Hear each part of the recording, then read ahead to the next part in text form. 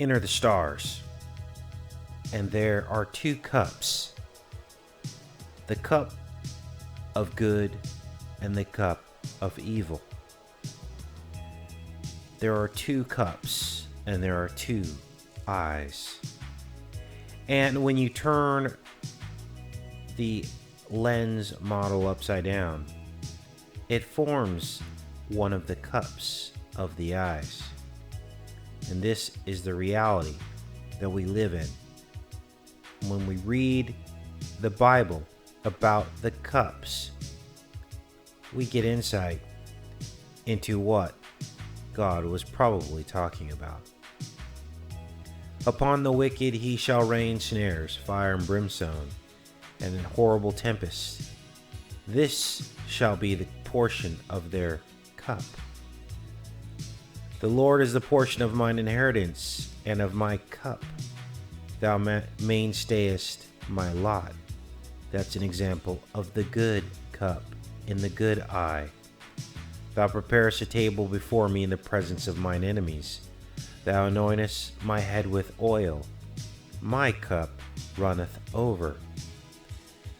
Therefore his people return hither, and waters of a full cup are wrung out on them. For in the hand of the Lord there is a cup, and the wine is red. It is full of mixture, and he poureth out of the same. But the dregs thereof, all the wicked of the earth, shall wring them out, and drink them. And you see, as the cup fills with sin, as the earth fills with sin, people will need to drink that cup. Here's another example of the good cup of salvation. Awake, awake, stand up, O Jerusalem, which hast drunk at the hand of the Lord the cup of his fury. Thou hast drunken the dregs of the cup of trembling, and wrung them out. A cup of consolation is mentioned, and the cup of fury of God. There is a cup of derision mentioned in Ezekiel, the cup of astonishment and desolation, and Jesus mentioned a cup.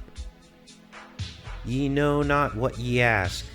Are ye able to drink of the cup that I shall drink of, and to be baptized with the baptism that I am baptized with? They say unto them, We are able. And in the inner eye there is the vitreous humor, the fluid of baptism, the same baptism of the flood, the same baptism that Jesus came to earth to tell us about, and the same baptism that we will experience of the Holy Spirit as we enter in the age of Aquarius, which is the man carrying the water jug, which is where Jesus told his disciples to go next. Go upstairs and find the man bearing the water jug. And we are now in the age of Aquarius. He talks to the Pharisees about being hypocrites and the outside of the cup being clean, but within it's full of extortion and excess.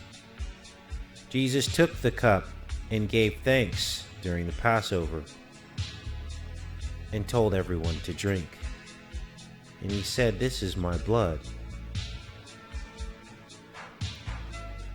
And then Jesus talked about the possibility that this cup might pass for him if it were not for the will of his Father. Because you see, Jesus had to drink of the cup of all of our sin that filled the world. And Jesus said, For whoever shall give you a cup of water to drink in my name, because you belong to Christ, verily I say unto you, he shall not lose his reward. Ye cannot drink the cup of the Lord and the cup of devils. And there is the cups of good and evil. You cannot be partakers of the Lord's table and the table of the devils. And we translated this word table, and it means spread. the spread of the stars. Again, this describes the inner eye, the two cups, the two backsides of the lenses, and the two spreads of stars, the eye of good and the eye of evil. And finally, in Revelation, it all ties together. The same shall drink of the wine of the wrath of God, which is poured out without mixture into the cup of his indignation. And he shall be tormented with fire and brimstone in the presence of the holy angels, and in the presence of the Lamb. And the woman was arrayed in purple and scarlet color, and decked with gold and precious stones and pearls, having a golden cup in her hand, full of abominations and filthiness of her fornication. And she is in control of this world, and it is in fact full of abominations, filthiness, and fornication. And so now we begin to understand what this cup may have meant. We begin to understand that this cup is the world. This is the world of the inner eye, the backside of the lens. The cup spilleth over. Take care and be safe, you guys.